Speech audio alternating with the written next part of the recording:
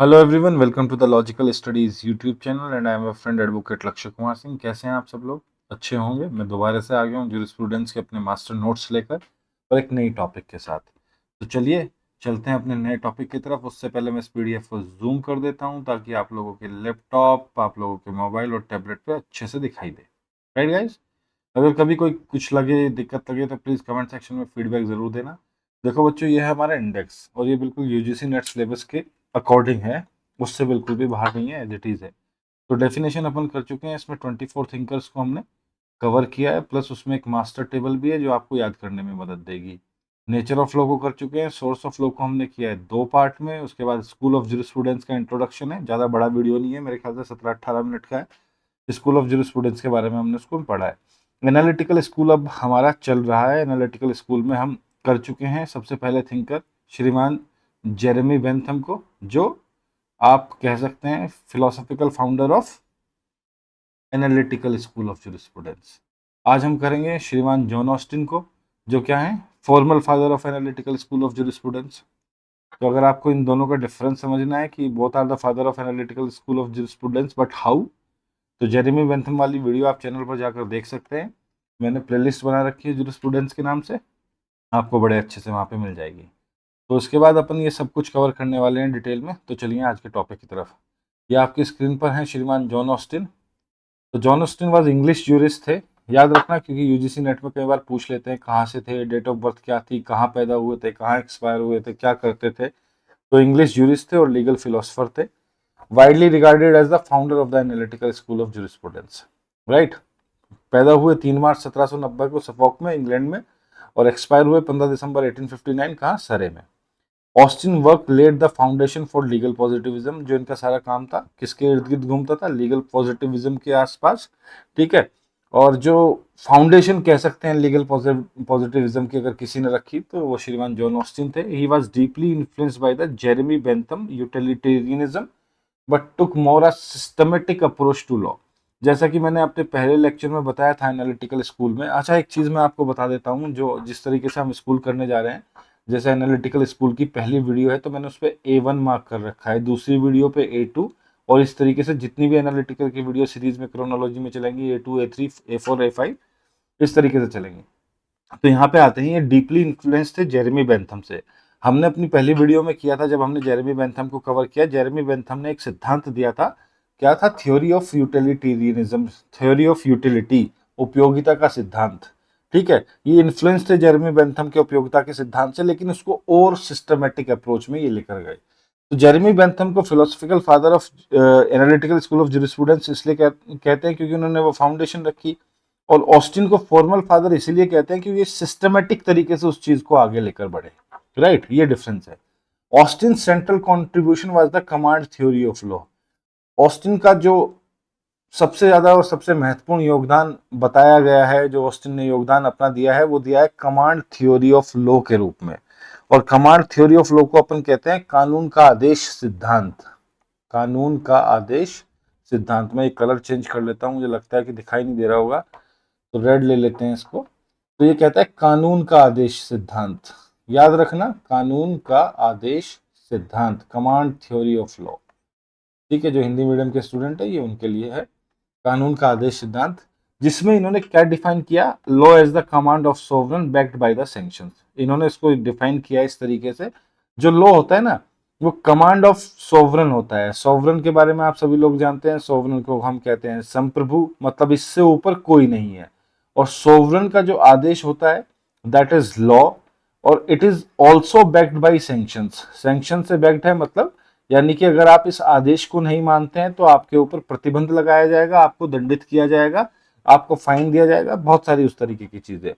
He insisted on separating law from morality. और इनका जोर किस चीज पे था कि आपको कानून को नैतिकता से अलग करना पड़ेगा। राइट? क्योंकि आप देखते हैं एनालिटिकल स्कूल ऑफ जूरिस्प्रूडेंस किसके रिएक्शन में आया, नेचुरल लॉ स्कूल के रिएक्शन में आया। और नेचुरल लॉ स्कूल किसके आसपास घूमता है, मोरालिटी के आसपास घूमता है, डिवाइन लॉ के आसपास घूमता है। ठीक है। और मोरालिटी, डिवाइन लॉ, जस्टिस को वो लोग ज्यादा महत्व देते हैं। और एनालिटिकल स्कूल ये कहता है, खासकर जॉन ऑस्टिन, भैया ये सब कुछ नहीं चलेगा, law is a command of sovereign that is backed by the sanction. ठीक है, तो आगे चलते हैं। He insist on separating law from morality, focus on law as it is, और इस चीज पे फोकस था कानून जैसा है as it is, rather than as it ought to be, बजाय इसके कि इसको कैसा होना चाहिए। ये बहुत बड़ा डिफरेंस है। जब भी ऑस्टिन के बारे में लिखने को कहीं आए, यूनिवर्सिटी में, कॉलेज में, जुडिशरी में, या कहीं एग्जाम दे रहे हैं एलएलबी का, एलएलएम का, या कोई एंट्रेंस एग्जाम दे रहे हैं, याद रखना इनका सारा का सारा किस पे था, प्रेशर की लॉ एज इट इज पे फोकस होना चाहिए, कानून जैसा है वैसा, बजाय इसके as it ought to be, इसको कैसा होना चाहिए।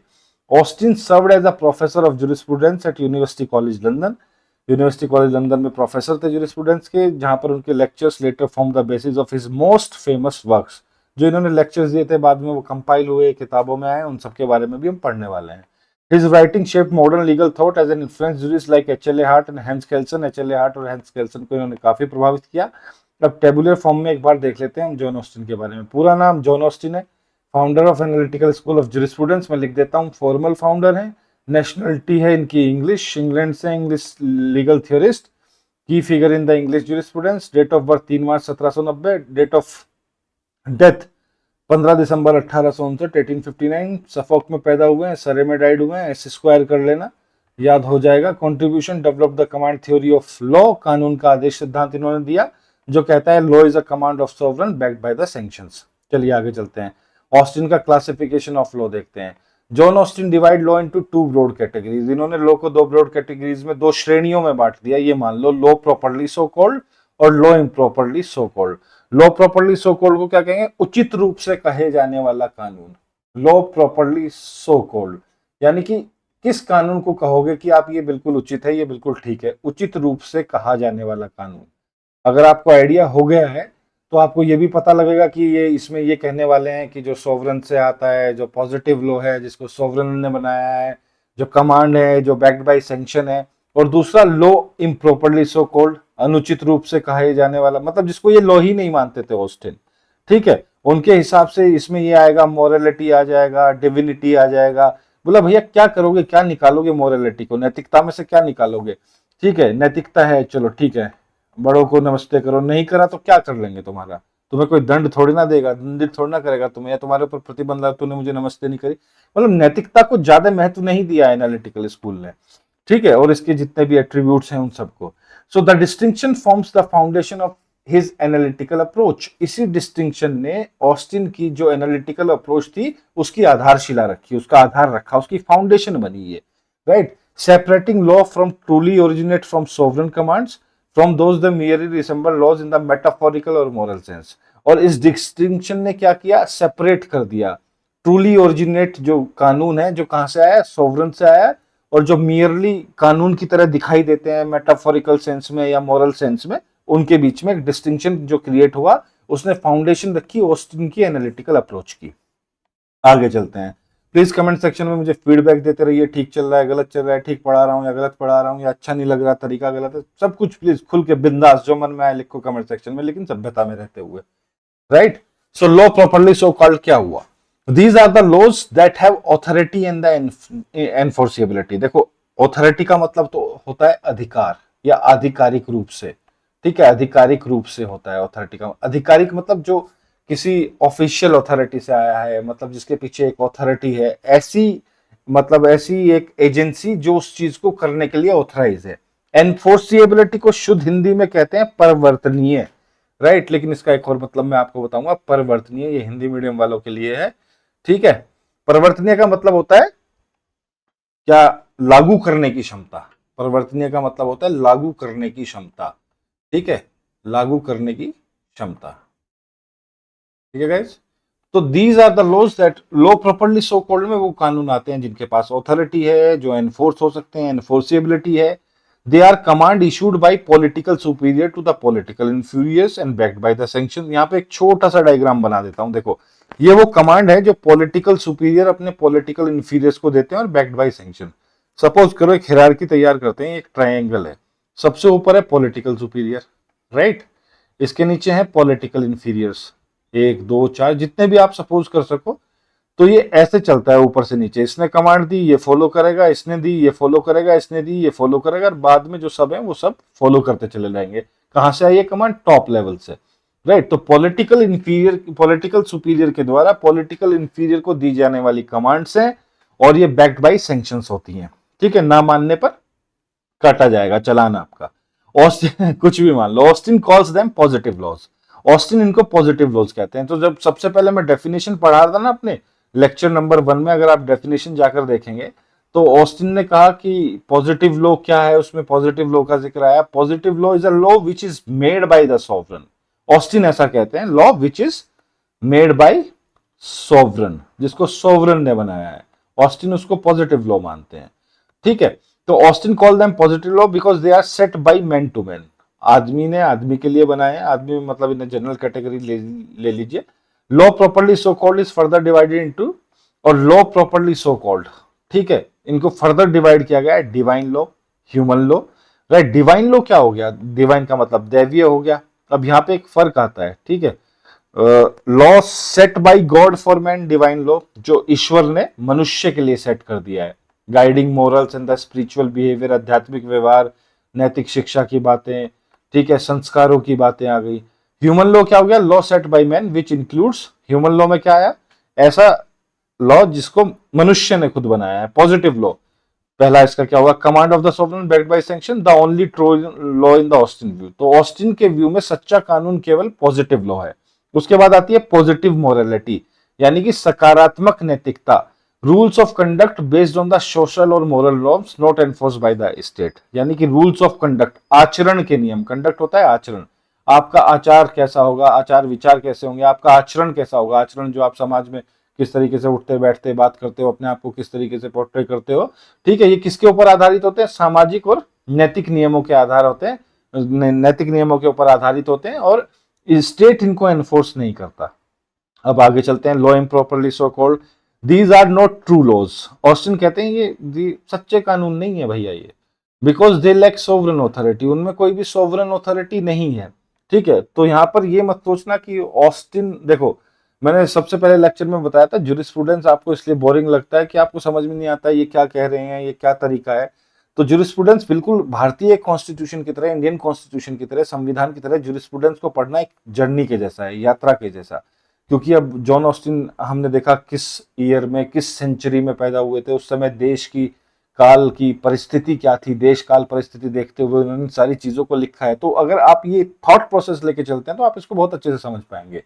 ठीक है, राजाओं का जमाना था उस समय, सॉवरन ऑथोरिटी की ये बात करते हैं। दे ये कहते हैं law improperly so called, these are not true laws, ये ट्रू लॉ नहीं है क्योंकि सॉवरन ऑथोरिटी लैक करते हैं। दे में influence behaviour, law improperly so called जो मोरल के ऊपर आधारित है, मोरलिटी के ऊपर आधारित है, वो ठीक है आपके बिहेवियर को इन्फ्लुएंस कर सकते हैं, लेकिन लीगली बाइंडिंग नहीं होते। इसमें बहुत सारी चीजें आती हैं जैसे लॉ ऑफ इक्विटी, ठीक है, थोड़ा सा और आगे बढ़े लॉ ऑफ फैशन, सबसे आगे बढ़ गए लॉ ऑफ ग्रेविटी तक पहुंच गए Austin. Austin calls them law by analogy और मेटाफर। ऑस्टिन ने उन्होंने कहा कि ये लॉ बाय एनालॉजी है या मेटाफर है। मेटाफर का मतलब होता है मुहावरा कह सकते हैं आप, लोकोक्ति कह सकते हैं। असली मतलब शुद्ध हिंदी में जाएंगे तो उसका मतलब होता है रूपकात्मक। ठीक है, किसी चीज को किसी चीज की आप संज्ञा दे रहे हैं। They resemble laws in structure but not in origin और एनफोर्समेंट। मतलब जो लॉज बाय एनालॉजी और मेटाफर होते हैं वो रिसेंबल करते हैं लॉज को स्ट्रक्चर के तौर पर, लेकिन not in origin and enforcement. तो मैंने फिर इसको टेबुलर फॉर्म में डाल दिया है कि किस तरह का टाइप, लॉ का टाइप क्या है, उसका सोर्स क्या है, उसका नेचर क्या है, उसकी एनफोर्समेंट किस तरीके से होती है। तो पहले proper law, law properly so called sovereign और पॉलिटिकल सुपीरियर से पॉलिटिकल इंफीरियर को जाने वाला। कमांड होती है which is backed by the sanction और enforce by the state. Divine law कौन सा आया? गॉड से, ईश्वर से आया, जो मॉरल और स्पिरिचुअल गाइडेंस देता है, not enforce by the state. Human law आदमी ने बनाया। पॉलिटिकल और सोशल रेगुलेशंस की बात होती है, डिवाइडेड इनटू पॉजिटिव लॉ और पॉजिटिव मोरालिटी में डिवाइड किया ऑस्टिन ने, याद रखना। ठीक है, पॉजिटिव लॉ क्या हुआ? पॉलिटिकल सुपीरियर्स का command of sovereign back by sanction, only true law Austin ने इसको कहा। पॉजिटिव मोरालिटी क्या हो गई? सोसाइटी के मोरल्स, रूल्स ऑफ कंडक्ट, इनको भी स्टेट एनफोर्स नहीं करता। Improper law, law improperly so called society, custom, moral और social norms not legally binding, ये भी लीगली बाइंडिंग नहीं होते। अब चलिए देख लेते हैं ऑस्टिन की command theory. Austin most famous contribution is the command theory of the law. Austin का सबसे जो फेमस कंट्रीब्यूशन है वो है कमांड थ्योरी ऑफ लॉ, कानून का आदेश सिद्धांत। कानून कहो या विधि कहो, कानून का आदेश सिद्धांत इनका सबसे फेमस वर्क है। ठीक है guys, also called the imperative theory, इसको इम्पेरेटिव थ्योरी भी कहते हैं। इम्पेरेटिव का मतलब आप अनिवार्य लगा सकते हैं, ठीक है, इम्पेरेटिव थ्योरी भी इसको कहते हैं। He argued that the law is essentially a command issued by political superior to political inferior, ये मैं बता चुका हूँ, रिपीट नहीं करेंगे। Backed by the threat of sanctions, यहाँ कुछ नया आया है, इन्होंने अब threat of sanctions। आप कानून को तभी मानते हैं ना जब आपको डर होता है। आज अगर सोसाइटी में से लॉ निकल जाए तो क्योस हो जाएगा भैया, कत्लेआम मच जाएगा, बिल्कुल कत्लो गारत मच जाएगा, बहुत बुरा हाल हो जाएगा। तो थ्रेट है, एक डर है, कानून का डर है, ठीक है। वो एक मूवी थी ना अक्षय कुमार की, मुझे याद नहीं आ रहा, that we are not a God loving people, we are God fearing people, right. हम ईश्वर को प्यार करने वाले लोग नहीं, हम ईश्वर से डरते हैं वो लोग हैं। So we are law fearing people. Law abiding होता है ना, लॉ अबाइडिंग सिटीजन, तो it's more like law fearing citizen. So this makes law binding and distinguish it from mere moral or social rules. तो Austin कहते हैं कि भैया ये जो थ्रेट ऑफ सैंक्शंस हैं ये लॉ को बाइंडिंग बनाता है और इसको अलग करता है किससे, जो रूल्स किसके आधार पर सेट है, नैतिकता के और सामाजिक नियमों के आधार पर, उससे ये इसको थोड़ा अलग करता है। अब कमांड को देख लेते हैं।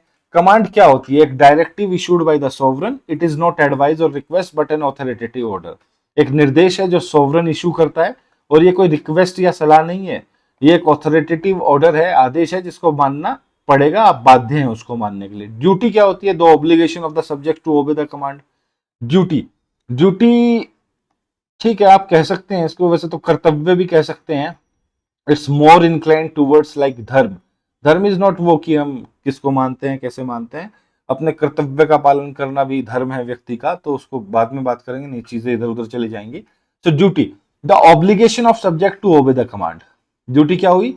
जो सब्जेक्ट्स हैं जिनके लिए वो आदेश आया है उनकी बाध्यता है ये कि वो उस कमांड को माने। Duty arise directly from the sovereign authority, sovereign authority से डायरेक्टली अराइज होती है ड्यूटी। मैंने ज्यादा इसको रखा नहीं है ताकि आप लोग इजीली इसको समझ सकें। सैंक्शन क्या होता है? The consequences of disobedience. Disobedience का मतलब ना मानना, अवज्ञा, ठीक है ना, अवज्ञा, ठीक है, आज्ञा का पालन ना करना, उसके परिणाम जो हैं आज्ञा का पालन ना करने के कॉन्सिक्वेंसेज और परिणाम हैं, वो सैंक्शन होते हैं। सैंक्शन किस चीज को इंश्योर करते हैं? Compliance by instilling fear of punishment, right है, राइट, ठीक है। तो जो सैंक्शंस होते हैं वो व्यक्ति के अंदर एक अनुपालन करने के लिए बाध्य करते हैं। कंप्लायंस का मतलब होता है अनुपालन, यानी कि आपको वो मानना ही मानना है, और उसके अंदर एक भय पैदा करते हैं कि अगर आपने ये अनुपालन नहीं किया, आपने ये कंप्लायंस नहीं किया, तो आपको पनिशमेंट मिलेगा। तो गाइज हमारा अगला है सोवरेनिटी, एक्सक्यूज मी, संप्रभुता। तो सोवरेनिटी क्या होती है? The supreme authority in a state, ठीक है, स्टेट की एक supreme authority, habitually obeyed by the majority, मतलब आदतन जिसको मेजोरिटी मानती है, but not bound by any other power. तो दूसरी जो पावर है they are not bound like that. तो सोवरेनिटी क्या हुई? Supreme authority of the state. Habitually obeyed by the majority का मतलब यहां पे होता है कि अभी केंद्र में बीजेपी की सरकार है, ठीक है, पार्टी है बीजेपी, भारतीय जनता पार्टी है, सेंट्रल गवर्नमेंट जो है, लेकिन भारतीय संविधान के हिसाब से उनके पास मेजोरिटी है, ठीक है, और मेजोरिटी वाले ही सरकार बनाते हैं, और जो उसका मुखिया होता है वो प्रधानमंत्री बनता है। Make sense? तो हमें पता है हमारे देश में इस समय एक सरकार है जिसके जो प्रधानमंत्री हैं वो श्री नरेंद्र मोदी हैं। तो habitually obeyed by the majority, the supreme authority of the state, but not bound by any other power, ठीक है। ऑस्टिन थ्योरी ने एम्फेसाइज किया दैट लॉ इज वैलिड, कि लॉ वैध है, वैध मतलब मान्य है, वैलिड है। किस कारण से नहीं? इट इज मोरल और जस्ट, कि ये नैतिक है और न्यायपूर्ण है, लेकिन इस कारण से वैलिड है because it is backed bye sovereign authority.